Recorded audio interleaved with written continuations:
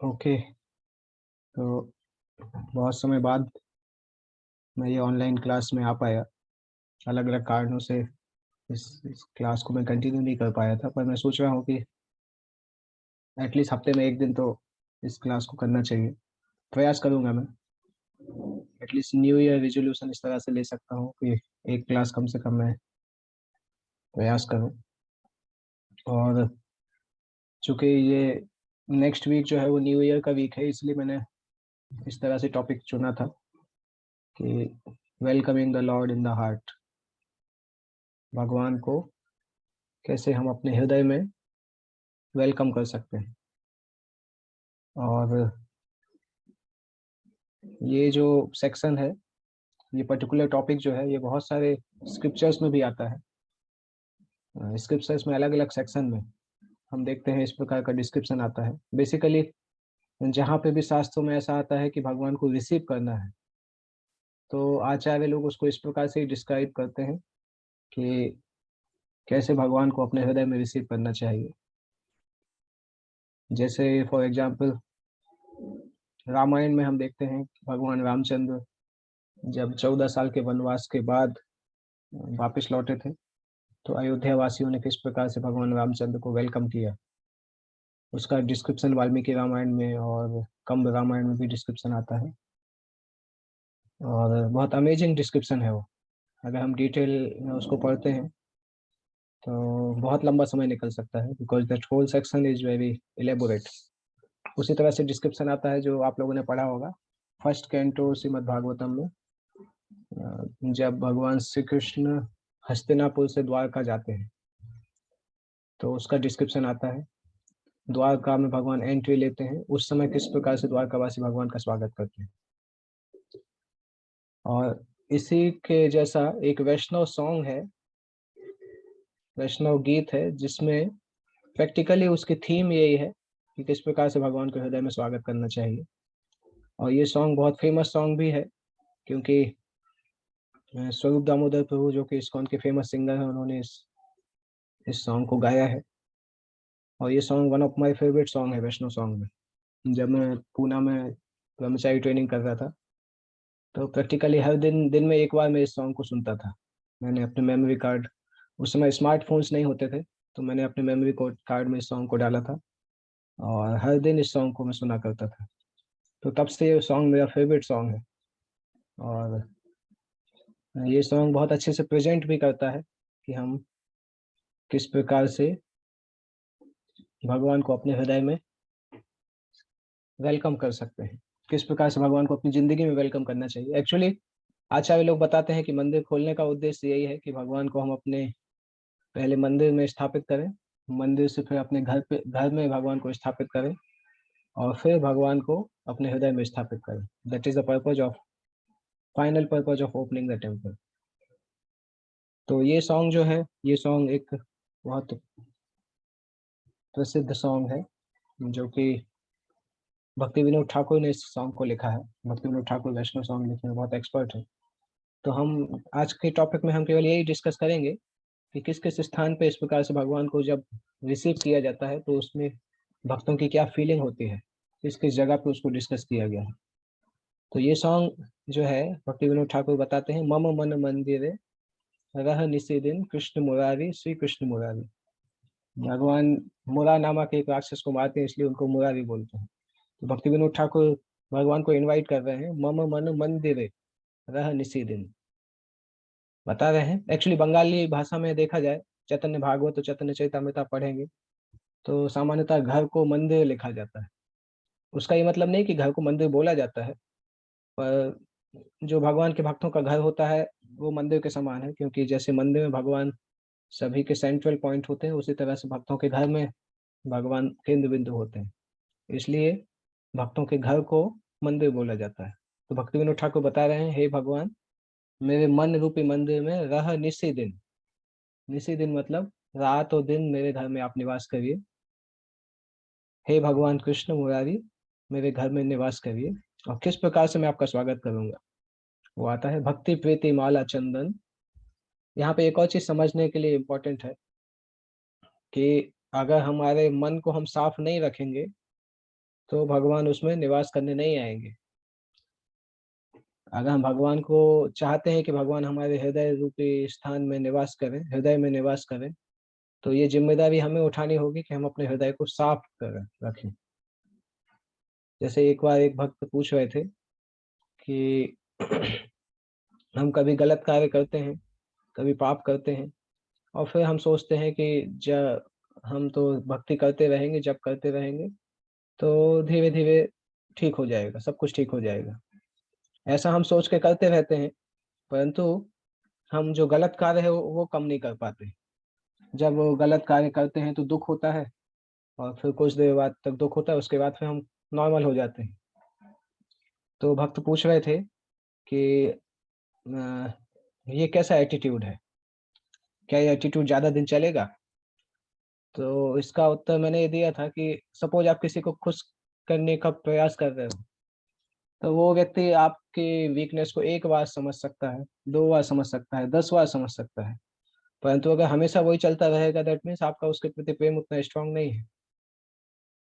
तो अगर भगवान कृष्ण माफ कर सकते हैं हमारी गलतियों को, परंतु कितनी बार? प्रभुपाद जी लिखते हैं कि भगवान कृष्ण हमारी गलती को 1 बार माफ कर सकते हैं, 2 बार माफ कर सकते हैं, परंतु अगर लगातार हम करते ही रहेंगे गलती, दैट मीन्स हम सिंसियर नहीं है। हमारे अंदर इतना डिटर्मिनेशन हम डेवलप करने के लिए तैयार नहीं है कि भगवान के लिए हम उस गंदी चीज को छोड़ दें। तो उस अवस्था में फिर उस भक्त को हो सकता भगवान कृपा नहीं दे फिर, क्योंकि भगवान समझ जाएंगे कि इतना सिंसियर नहीं है, केवल बोलता है, बाकी एक्शन में कुछ नहीं लाता। तो उस केस में फिर हमारे हृदय से भक्ति गायब होने लगेगी। अगर हम बार बार वो गलत कार्य करते रहेंगे और उसको कोई डिटर्मिनेशन से उसको हराने का प्रयास नहीं करेंगे, तो हो सकता है भगवान फिर कृपा, भगवान फिर देखेंगे कि जब ये सिंसियर नहीं है तो फिर उसको कृपा किस तरह से देंगे।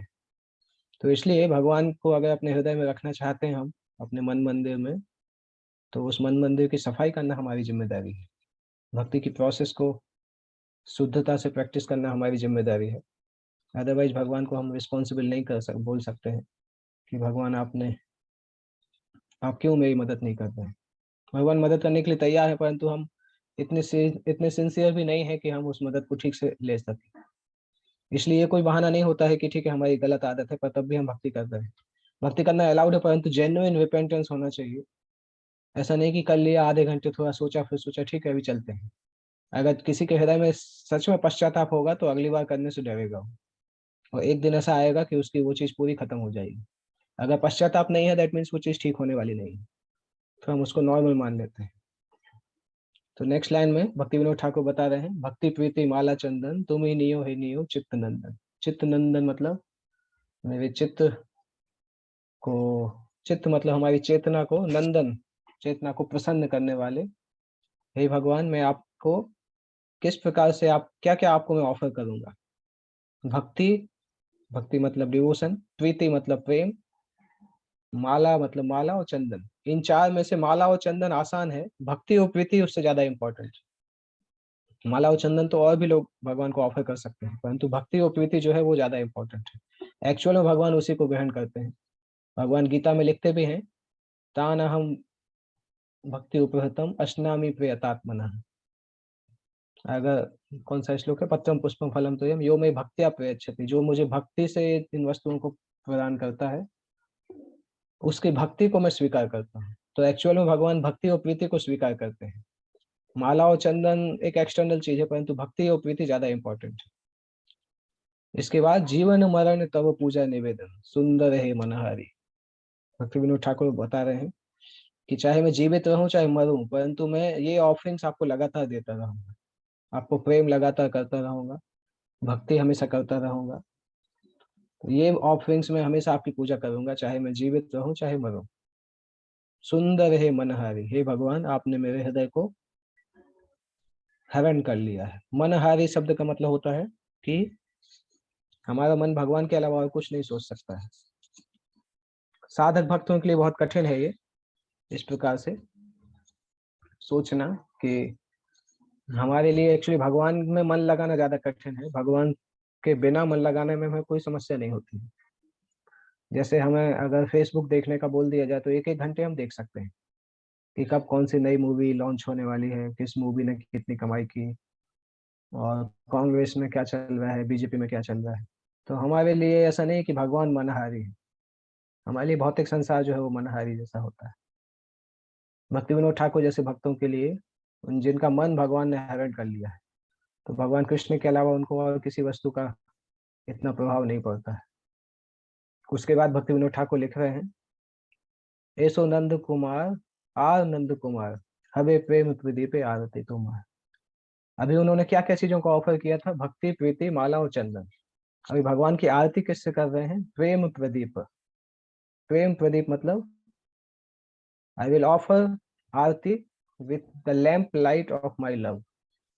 हमारे मेरे प्रेम रूपी जो दिया है उससे मैं आपकी आरती करूंगा। दैट मीन्स भगवान के प्रति हमारा जो प्रेम है उसके द्वारा हम भगवान की आरती करते हैं। हे नंद कुमार, मैं आपकी आरती अपने प्रेम रूपी दिए से करूंगा। दैट मीन्स जो हम कार्तिक में जब भगवान को दिया दिया ऑफरिंग करते हैं, लैंप ऑफरिंग करते हैं, तो वो लैंप एक्चुअली हमारे प्रेम का लैंप होता है। हो सकता है वो शुद्ध घी का लैंप हो या शुद्ध घी का नहीं हो या कपूर लगा के उसको बनाया गया हो, परंतु एक्चुअल में भगवान क्या देखते हैं कि उसको हम कितने प्रेम से ऑफर कर रहे हैं। So that offering is the offering of our love, the lamp light of our love. That was वो भक्ति विनोद ठाकुर यहाँ पे बता रहे हैं। इसके बाद नेक्स्ट लाइन में भक्ति विनोद ठाकुर बताते हैं, नयन जमुना झरे अनिबार तुम्हार विरह गिरिधारी। आपके विरह में मेरे नयनों से यमुना नदी यमुना नदी जैसा जल लगातार लगातार बाहर निकल रहा है आपके सेपरेशन में। ये भी एक शुद्ध, जैसे चैतन्य महाप्रभु की लीलाओं में आता है कि चैतन्य महाप्रभु की आंखों से गंगा यमुना जैसी बहती थी। इतनी ज्यादा गंगा यमुना जैसी बहती थी, लोगों को लगता था कि एक्चुअली एक एक मुस्लिम पठान था, उसने जब चैतन्य महाप्रभु को इस प्रकार से रोते देखा था तो उसको आश्चर्य हुआ था कि एक मनुष्य की आंखों में इतना पानी आ कैसे सकता है। एक सामान्य मनुष्य इतना कैसे रो सकता है कि उसकी आंखों से इतना पानी निकलता है? इतना पानी तो शरीर में ही नहीं रहता है। तो उससे पता चलता है कि उसने उस समय बताया कि इनको ऐसा देख के मुझे पता चलता है कि ये स्वयं स्वयं भगवान है, मनुष्य नहीं है, क्योंकि मनुष्य के अंदर इस तरीके से लक्षण देखने नहीं मिलते हैं। तो भक्ति विनोद ठाकुर भी उसी तरह से बता रहे हैं, नयन जमुना झरे अनिवार, लगातार मेरे नयनों से आंसू बह रहे हैं आपके सेपरेशन में, आपके विरह में मेरी आंखों से लगातार आंसू बह रहे हैं। तुम्हारा विरह गिरिधारी। हमारे साथ ऐसा नहीं होता है क्योंकि हम भक्ति की बहुत बिगिनिंग अवस्था में है। हमारी अवस्था अभी इस तरह से है कि जब भगवान को याद करते हैं तब भी आंसू नहीं आते हैं। इनफैक्ट भगवान का नाम लेते समय, माला करते समय भी हम मोबाइल पे दूसरे काम करते रहते हैं और उस नाम को ठीक से नहीं लेते हैं। तो जब हम नाम के प्रति इतने अटेंटिव ही नहीं है तो फिर आंसू आना तो बहुत दूर की बात है। सबसे पहले अटेंशन आएगा। जब अटेंशन से हम नाम सुनेंगे तब अट्रैक्शन होगा, भगवान के लिए आकर्षण धीरे धीरे आएगा। और जब अट्रैक्शन होगा तब उसके बाद एब्जॉर्प्शन होगा। एब्जॉर्प्शन मतलब अगर आप ध्यान से सुनेंगे तो आकर्षित होंगे, आकर्षण के बाद आपका एब्जॉर्प्शन बढ़ेगा, तो आपको रस आना चालू होगा। तो जब हमारा अटेंशन ही नहीं है, नाम करते समय हम बाकी सब काम करते हैं, तो फिर उसके आगे का प्रोसेस हमारे लिए होने होने वाला नहीं है। हो सकता है हमारी जिंदगी में कभी ऐसा नहीं आए कि आंखों से आंसू आए। कभी कभी आंसू आ सकते हैं पर वो सेंटिमेंटल जैसे होते हैं। वो एग्जैक्टली उसको डिवोशनल कितना बोलते हैं पता नहीं, कभी कभी आंसू आ जाते हैं। जैसे कभी कभी माताओं को आंसू आ जाते हैं, पुरुषों को आंसू आना बहुत मुश्किल होता है क्योंकि पुरुषों का नेचर रैशनल होता है। माताओं को आंसू आ जाते हैं क्योंकि माताओं का नेचर इमोशनल होता है, तो उनके लिए आंसू आना कोई बड़ी बात नहीं होती है। माताएं बहुत आसानी से रो सकती हैं, पुरुषों को रोना बहुत मुश्किल होता है। तो पर वो रोना जो है वो एक्चुअली मदरली नेचर या वीमेन फीमेल नेचर के कारण आता है। यहाँ पे उसकी एग्जैक्टली बात नहीं हो रही है, ये वो इमोशनल आंसू की बात नहीं हो रही है, ये डिवोशनल आंसुओं की बात हो रही है। इमोशनल आंसू अलग है, डिवोशनल आंसू अलग है। तो भक्ति विनोद ठाकुर बता रहे हैं, आपके विरह में कब मेरे आंखों से जमुना के जैसे आंसू बहेंगे। उसके बाद लास्ट जो लाइन है वो बहुत अच्छी लाइन है, वंदन गाने तब बाजुक जीवन कृष्ण मुरारी, श्री कृष्ण मुरारी। भगवान से प्रार्थना कर रहे हैं भक्ति विनोद ठाकुर कि आपके वंदना करने में और आपकी प्रशंसा करने में ही मेरा पूरा जीवन निकल जाए। मैं केवल आपसे यही विनती करता हूँ कि आपकी वंदना करने में और आपकी प्रशंसा करने में अपना पूरा जीवन में व्यतीत कर सकूं। अगर ये हो पाएगा तो मैं अपने जीवन को सफल मानूंगा। ये भक्ति विनोद ठाकुर की प्रार्थना है। आप लोग चाहें तो इस सॉन्ग को पढ़ सकते हैं बाद में। हम एक्चुअली ऑनलाइन हैं, अदरवाइज इसको ये सॉन्ग गाना बहुत अच्छा लगता है मुझे। ये सॉन्ग का बहुत अच्छा ट्यून भी है, अच्छे से गाया जा सकता है, बट ऑनलाइन में वो कठिन है। So this is the first thing, how to invite Lord in the heart. अगर इस सॉन्ग को पढ़ेंगे तो आपको कुछ कुछ मेन चीज दिखेंगी कि भगवान को ऑफरिंग हमें अपने भक्ति और प्रीति का ऑफरिंग करना है, और अपने प्रेम रूपी दिए से भगवान की आरती करनी चाहिए, और भगवान के विरह में भक्ति रूपी आंसू बहने चाहिए, और भगवान के यश को गाते गाते अपना जिंदगी पूरा व्यतीत कर दें तो हमारे जीवन का सौभाग्य होगा। ये हमारी जिंदगी की मेन इच्छा होनी चाहिए कि हम किस प्रकार से भगवान को याद करते करते अपने जीवन को व्यतीत कर दें। तो ये एक चीज है जो भक्ति विनोद ठाकुर का सॉन्ग है। इसके बाद आता है श्रीमद् भागवतम का फर्स्ट कैंटो में, जब भगवान हस्तिनापुर से द्वारका वापस आ रहे हैं। तो ये श्रीमद् भागवतम प्रथम स्कंद में आता है। प्रथम स्कंद 11वें अध्याय। उस अध्याय का नाम ही है Lord Krishna's entrance into Dwarka. तो इस अध्याय में क्या होता है, भगवान एक्चुअली द्वारका से चलते हैं, सौराष्ट्र और बहुत सारे राज्य पार करते करते फाइनली, नहीं, हस्तिनापुर से चलते हैं, हस्तिनापुर मतलब दिल्ली से चलते हैं, और कई राज्यों को क्रॉस करते करते सौराष्ट्र होते हुए द्वारका पहुंचते हैं। तो द्वारका का एक और नाम था आनर्त। आनर्त को द्वारका नगरी बोला जाता था। और द्वारका के गेट के पास पहुंच के भगवान अपने शंख को बजाते हैं। भगवान के शंख का नाम क्या है, पांचजन्य। और शंख को बजाते हैं जिससे कि उसके दो कारण होते हैं क्यों भगवान शंख को बजाते हैं। पहला कारण है कि जिससे कि द्वारका वासियों को पता चल सके कि भगवान आ चुके हैं द्वारका में, और दूसरा, इतने लंबे समय से भगवान द्वारका में नहीं है तो द्वारका वासी बहुत दुखी थे, तो उनके दुख को दूर करने के लिए भी भगवान इस शंख को बजाते हैं। प्रभुपाद जी ने बहुत अच्छा तात्पर्य लिखा है कि भगवान द्वारका से बहुत लंबे समय तक दूर थे कुरुक्षेत्र के युद्ध के कारण, इसलिए द्वारका के जो लोग थे वो भगवान से सेपरेशन फील कर रहे थे। द्वारका वासी जब भगवान इस धरती पे आते हैं तो उनके एटर्नल एसोसिएट्स भी उनके साथ आते हैं। ऐसे एसोसिएट्स भगवान के नित्य सिद्ध भक्त होते हैं, और वे भगवान का सेपरेशन एक मोमेंट के लिए भी सहन नहीं कर सकते हैं। तो द्वारका के जो वासी थे वो इसलिए दुखी थे क्योंकि भगवान बहुत समय से द्वारका में नहीं थे, और वो एक्सपेक्ट कर रहे थे क्योंकि कुरुक्षेत्र का युद्ध खत्म हो चुका था, तो वो एक्सपेक्ट कर रहे थे कि भगवान कभी भी आएंगे। तो ऐसे समय में जब उन्होंने शंख की आवाज को सुना तो बहुत खुशी हुए, और शंख की आवाज ने उनके सारे दुखों को दूर कर दिया। और साथ भगवान को देखने में उनकी इतनी उत्कंठा थी कि तुरंत भगवान को रिसीव करने के लिए भाग आए। एक आचार्य लिखते हैं कि द्वारकावासी जिस अवस्था में थे उसी अवस्था में भाग आए। किसी ने ये नहीं सोचा कि अभी हम सज के जाएंगे, कैसे जाएंगे। जो जिस अवस्था में थे भगवान को देखने की इच्छा से इतनी तेजी से भागते हुए आए। नेक्स्ट श्लोक में आता है, स उच्च कासे धवलो दरे दरो अप्युक्रमस्या धर सोन सोनिम दाध्यायमानः करकंज संपुटे यथाब्ज खंडे कलहम सोनः। इसमें शंख की तुलना बताई जा रही है।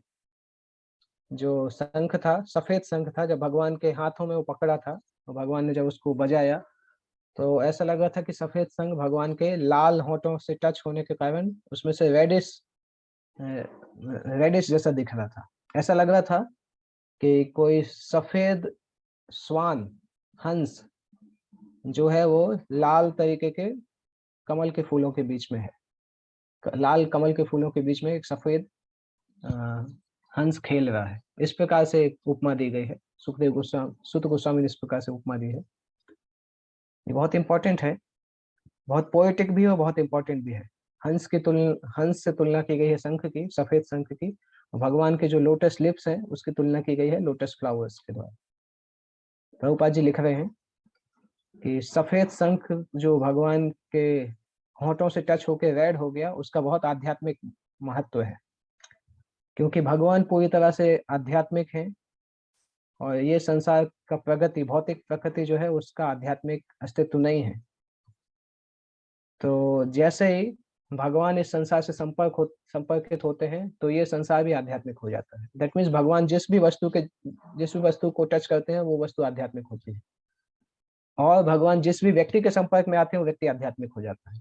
जिस प्रकार से हम सभी भौतिक जीवन जी रहे थे, पर जैसे जिस क्षण हम हरे कृष्ण मंत्र के संपर्क में आए, भगवान की भक्ति के संपर्क में आए, तो उसी क्षण हमारा आध्यात्मिक जीवन प्रारंभ हो गया। तो भगवान तो एक्चुअली हर जगह उपस्थित है और हर जगह अपनी प्रेजेंस को मैनिफेस्ट भी कर सकते हैं। भगवान से स्पिरिचुअल कांटेक्ट होने के कारण हर वस्तु आध्यात्मिक बन जाती है।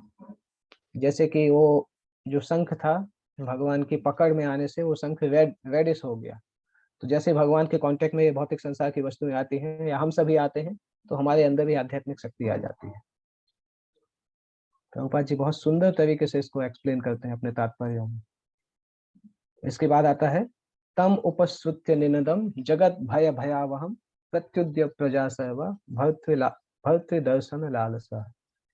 तम उपश्रुत्य, जब द्वारका के वासियों ने इस साउंड को सुना,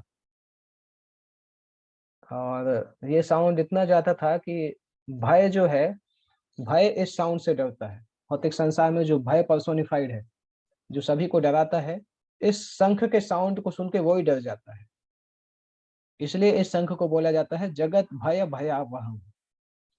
सभी लोगों के भय को खत्म कर देता है, क्योंकि भय खुद ही डर जाता है इस शंख के साउंड को सुन के और भाग जाता है। तो इस प्रकार से द्वारका के वासियों ने जब इस साउंड को सुना तो तुरंत भगवान की तरफ दौड़ने लगे।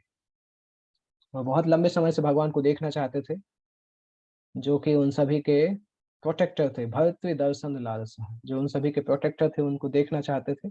तो तुरंत जैसे साउंड को सुना वैसे ही वो आ गए। प्रभुपाद जी समझा रहे हैं कि द्वारका के लोग जो कि भगवान कृष्ण के समय में वहां पे निवास करते थे, वो सभी लिबरेटेड सोल थे, जो कि वहां पे भगवान के पार्षद के रूप में आए। और ये सभी भगवान को देखना चाहते थे। हालांकि वो हमेशा भगवान के साथ थे आध्यात्मिक रूप से, जैसे वृंदावन की गोपी हमेशा भगवान के साथ थी, परंतु तब भी एक्सटर्नली देखा जाए तो भगवान द्वारका से दूर चले गए थे। तो इसलिए द्वारका वासी को सेपरेशन भी फील हो रहा था। और इस समय पे जब भगवान ने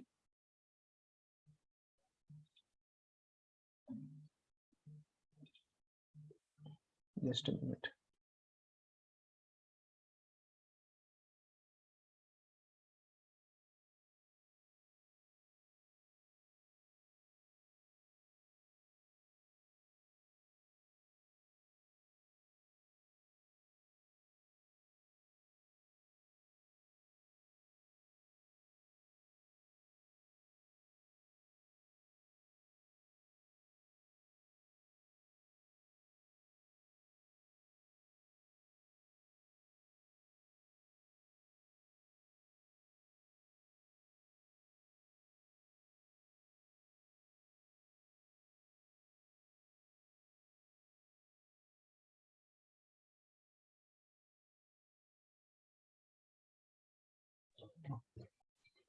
सॉरी, एक सिग्नल में कुछ प्रॉब्लम हो गया था।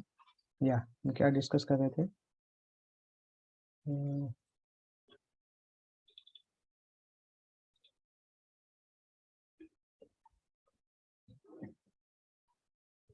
या तो जो द्वारकावासी थे, वो भगवान के नहीं होने के कारण, जैसे रात्रि रात्रि के समय जब सूर्य की उपस्थिति नहीं होती है तो सभी लोग दुखी होते हैं।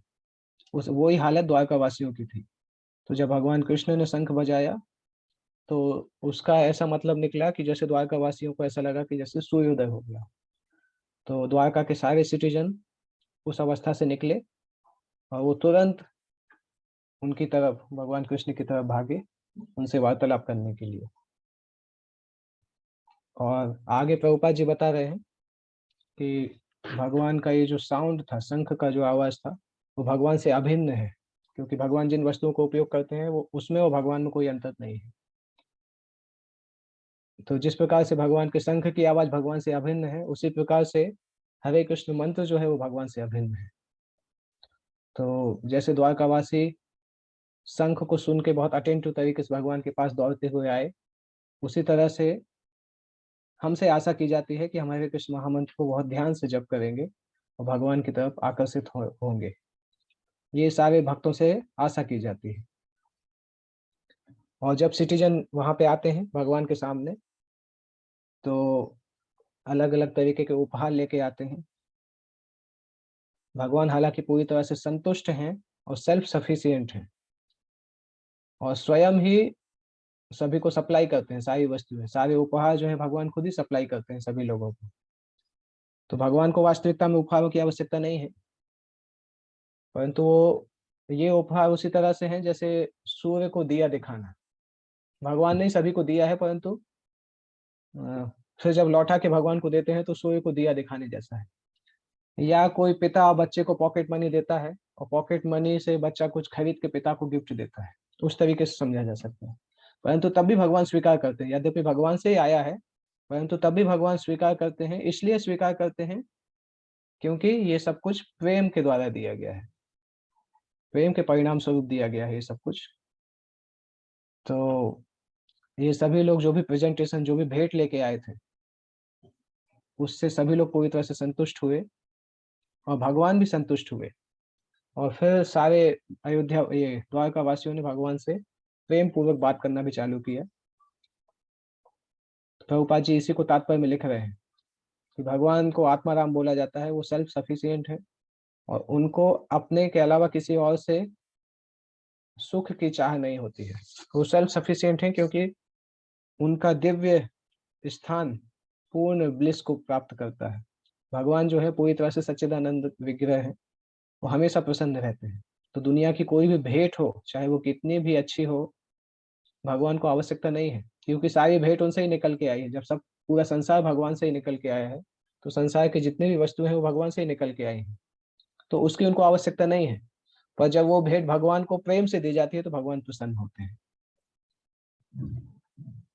तो वो इसमें प्रभुपाद जी तात्पर्य में बताते हैं। उसके बाद सिटीजन्स भगवान से प्रार्थना करते हैं। इस श्लोक से लेके आप लोग समय निकाल के इस श्लोक से लेके पढ़िएगा। द्वारका वासियों की प्रार्थनाएं भगवान के लिए बहुत अच्छी, बहुत हार्ट फेल्ट प्रेयर्स भगवान के लिए करते हैं।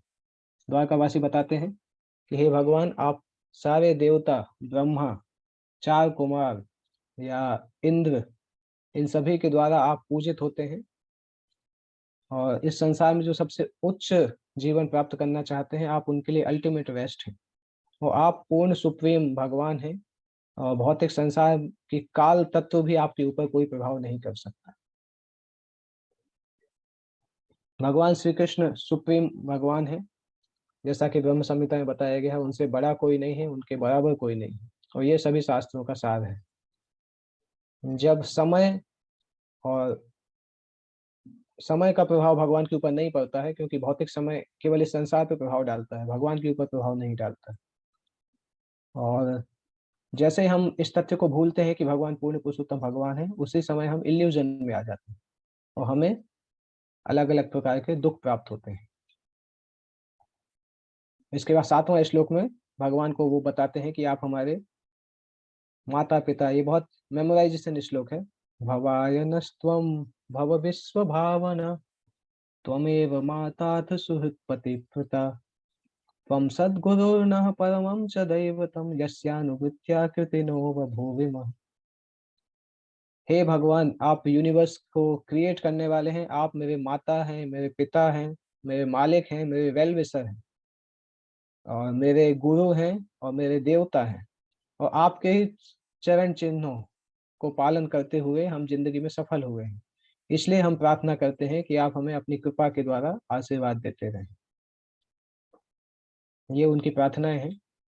आगे की प्रार्थना में बताते हैं कि आज हमारा कितना अच्छा सौभाग्य है कि हम आपकी प्रोटेक्शन में फिर से आए हैं, क्योंकि आप जो हैं इवन देवलोक में भी आप बहुत दुर्लभ हैं। भगवान कृष्ण जब थे तो देवलोक में भी ज्यादा नहीं जाते थे। हालांकि जब भगवान जाने वाले थे इस संसार से, तो उनको देवताओं ने आमंत्रित किया था, परंतु इतनी सारी जगह से आमंत्रण हो रहा था कि भगवान कृष्ण ने फिर आंख बंद करके सीधे भगवत धाम चले गए थे। जैसे कभी कभी कोई प्रधानमंत्री या चीफ मिनिस्टर आता है हमारी सिटी में, तो हमें लगता है हमारे ऑफिस में आए या हमारे घर में आए। तो जब बहुत सारे एप्लीकेशंस आ जाते हैं तो फिर वो कहीं नहीं जाते, सीधे चले जाते हैं। तो जब भगवान ने देखा ब्रह्मा जी भी खड़े हैं, शंकर जी भी खड़े हैं, इंद्र भी खड़े हैं, अलग अलग लोगों के दिखपाल खड़े हुए हैं, तो भगवान ने सोचा बेटर है कहीं नहीं जाए, तो भगवान ने आंख बंद कर लिया और सीधे भगवत धाम चले गए। तो भगवान का जाना, भगवान का दर्शन वहां पे दुर्लभ है।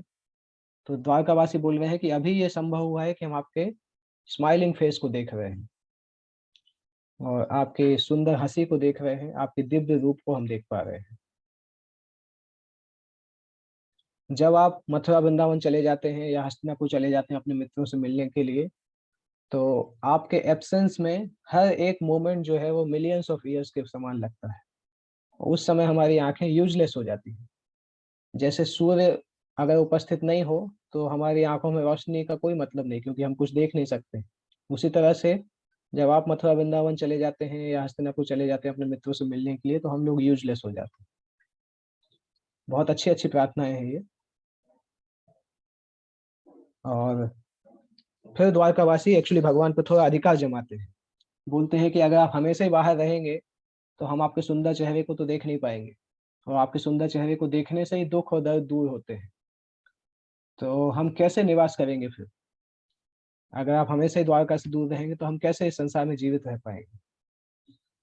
तो और जब द्वारका वासियों के ऐसे स्पीच को भगवान ने सुना, तो भगवान बहुत दयालु हैं अपने मित्रों के लिए, भक्तों के लिए।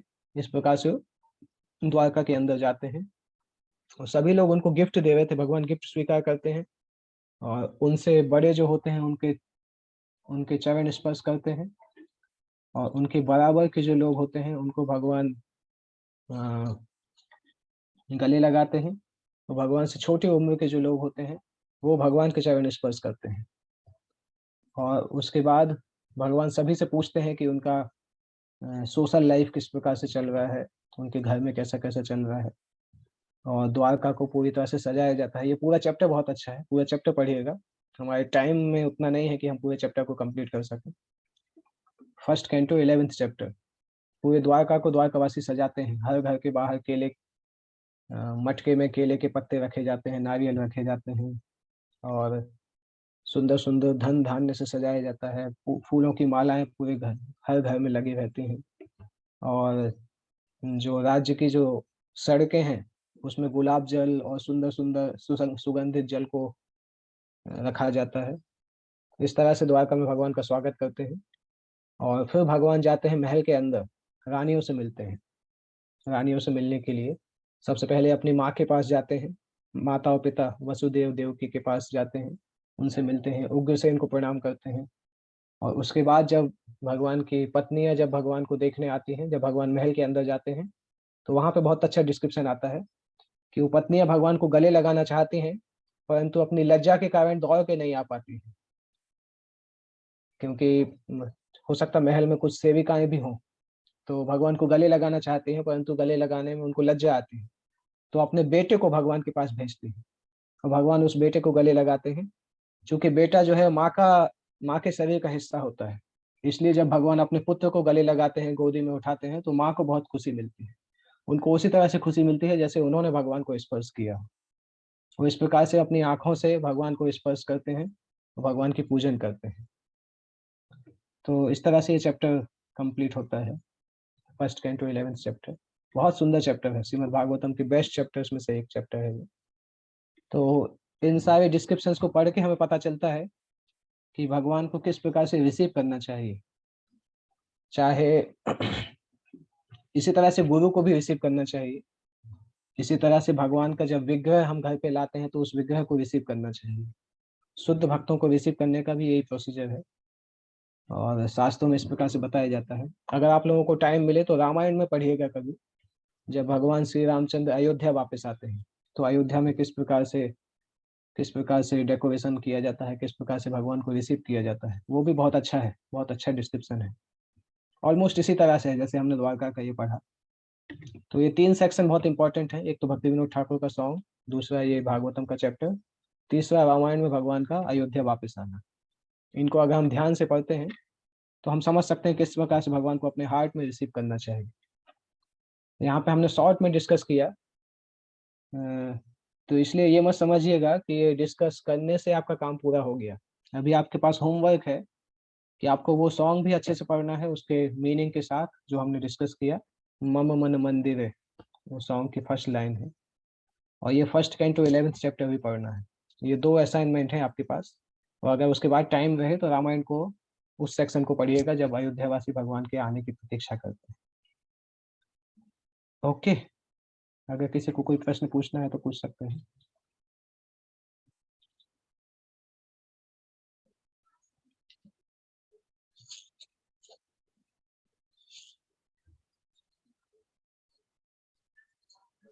हरे कृष्ण उद्दंड ना। हरे कृष्ण। यस प्रभु। Thank you so much for wonderful lecture प्रभु। मेरा ये प्रश्न था कि ये सब सुनने के बाद थोड़ा सा चीजें सेंटिमेंटल सी लगने लगती है, तो हम अंदर से बाय हार्ट इसको फील नहीं कर पाते कि भगवान से इतना खुद को रिलेट नहीं कर पाते। तो उसको कैसे हमें किस चीज पे फोकस करना चाहिए? ये सब पढ़ने पे फोकस करना चाहिए या फिर हमारे साधन और साध्य पे फोकस करना चाहिए? ये सब पढ़ेंगे तो ये सब पढ़ने पे फोकस करना भी अच्छा है, क्योंकि ये सब जब आप पढ़ेंगे तो आप प्रभुपाद के परपोर्ट्स के साथ पढ़ने वाले हैं। प्रभुपाद के परपोर्ट की एक खासियत है कि ना तो वो मेंटल होने देता है ना सेंटिमेंटल होने देता है। तो अगर प्रभुपाद के परपोर्ट को ध्यान से पढ़ेंगे तो कभी भी सेंटिमेंटल फील नहीं करेंगे। जैसे आप देखिए रासलीला, कोई अगर ऐसे रासलीला पढ़े तो बहुत गलत तरीके से सीख सकता है, परंतु अगर प्रभुपाद ने जो कृष्णा बुक में रासलीला लिखी है उसको पढ़ता है तो प्रभुपाद उसको सेंटिमेंटल भी नहीं होने देते हैं, मेंटल भी नहीं होने देते हैं, उसको ट्रांसेंडेंटल की तरफ ले जाते हैं। तो इसीलिए आचार्यों के द्वारा पढ़ सकते हैं, प्रभुपाद के तात्पर्य के साथ पढ़ेंगे तो फायदा मिलेगा। जैसे ये तो फर्स्ट कैंटो का है, फर्स्ट कैंटो 11 चैप्टर, प्रभुपाद ने बहुत लंबे लंबे सुंदर सुंदर तात्पर्य दिए हैं, तो उससे हम अपने प्रैक्टिकल जीवन में कैसे अप्लाई कर सकते हैं वो सीख सकते हैं। और जैसे कि भक्ति विनोद ठाकुर का जो सॉन्ग था वो सॉन्ग बहुत लालसा मई जैसा सॉन्ग है, और उस सॉन्ग को हम इस प्रकार से ले सकते हैं कि जब हम भगवान का नाम जप कर रहे हैं तो उसको कैसे रिसीव करना है। हो सकता है भगवान को हृदय में रिसीव करने थोड़ा हमारे लिए ऊपर लगे, परंतु एटलीस्ट उसको हम इस तरह से ले सकते हैं कि जब हम भगवान का नाम का जप कर रहे हैं तो उसको कैसे रिसीव करना चाहिए, उसको कैसे अटेंटिवली सुनना चाहिए, तब हम उससे मैक्सिमम फायदा उठा पाएंगे। ओके। यस, पर मतलब हमें एंथुजियास्टिक और डिटरमाइंड होना चाहिए साधन को फोकस करने की, या फिर हमें प्रयास करना चाहिए कि हमारे हृदय को ज्यादा थोड़ा सा लविंग बनाए और उस पे फोकस करे कि हम थोड़ा सा विनम्र बने और एकदम प्रेम का वो करें? मतलब मैं कभी कभी कंफ्यूज हो जाता हूँ इस चीज पे कि मैं खुद को बहुत ही ज्यादा डिटरमाइंड ऐसा रजोगुणी जैसा बनाऊं कि नहीं मुझे साधन ही चाहिए, या फिर खुद को ऐसी सब पढ़ने के बाद खुद से इमोशनल का ट्राई करूँ ऐसा? नहीं नहीं, दोनों दोनों एक दूसरे से अलग नहीं है। अगर हम साधना में डिटरमाइंड नहीं होंगे तो हम इस प्रकार से इमोशनल कभी नहीं बन पाएंगे। वही तो मैंने बोला कि अगर कोई साधना ठीक से नहीं करते हैं तो उनका जो सो कॉल्ड इमोशन होगा वो एक्चुअली मेंटल या सेंटिमेंटल लेवल पे होगा। यस। क्योंकि जब तक हमारी साधना अच्छे से नहीं होगी तब तक हमारे हृदय का प्योरिफिकेशन नहीं हो पाएगा, और जब हृदय का प्योरिफिकेशन नहीं होगा तो हम मेंटली काम करेंगे या सेंटिमेंटली काम करेंगे।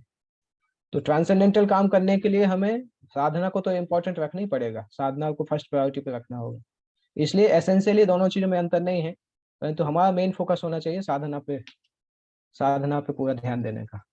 तभी हम इस अवस्था पे पहुंच पाएंगे कि हम इमोशनल लेवल पे पहुंच पाएंगे। एक्चुअली सहजिया सेक्ट यही तो करता है, सहजिया सेक्ट जो है वो साधना पे फोकस नहीं करते परंतु इन चीजों पे ज्यादा फोकस करते हैं।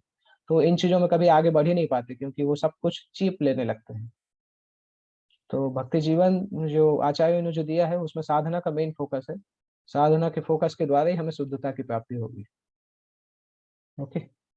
और जो रसिक भक्त है भजनानंदी लोग, वो लोग यही गलती करते हैं ना प्रभु? भजनानंदी भक्त जो हैं वो इस अवस्था से ऊपर निकल चुके हैं कि वो 3 गुणों को पार कर चुके हैं, तो उनके हृदय में ऐसे इमोशन नेचुरली जनरेट हो जाते हैं। हमारे हृदय में भी होंगे परंतु हार्ट के प्योरिफिकेशन के बाद। ओके, ठीक है, थैंक यू। ओके, सो हम एंड करते हैं। नेक्स्ट वीक हम प्रयास करेंगे नेक्स्ट टॉपिक के ऊपर। ओके, जगत गुरु श्रील प्रभुपाद।